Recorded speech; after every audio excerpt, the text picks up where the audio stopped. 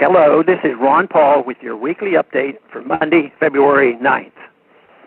If I were still a practicing OB-GYN and one of my patients said she was not going to vaccinate her child, I might have tried to persuade her to change her mind. But if I were unsuccessful, I would have respected her decision.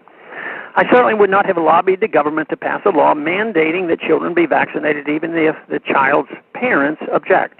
Sadly, the recent panic over the outbreak of measles has led many Americans, including some self-styled libertarians, to call for giving government new powers to force all children to be vaccinated.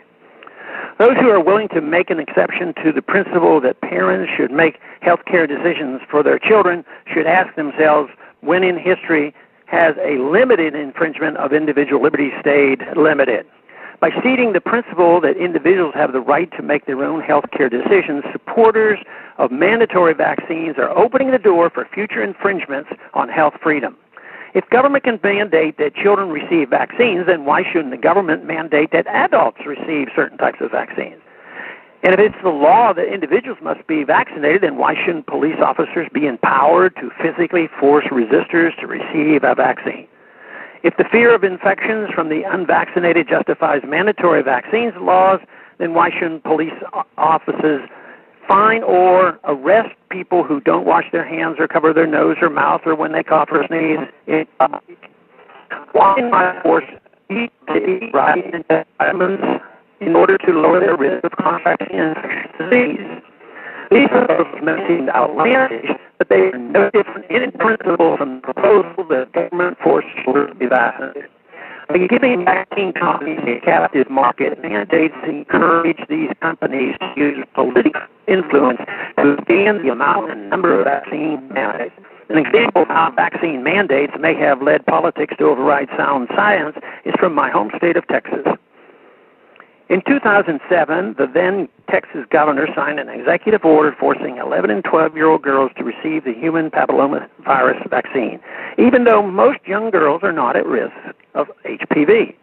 The Texas legislature passed legislation undoing the order following a massive public outcry fueled by revelation that the governor's former chief of staff was a top lobbyist for the company that manufactured the HPV vaccine.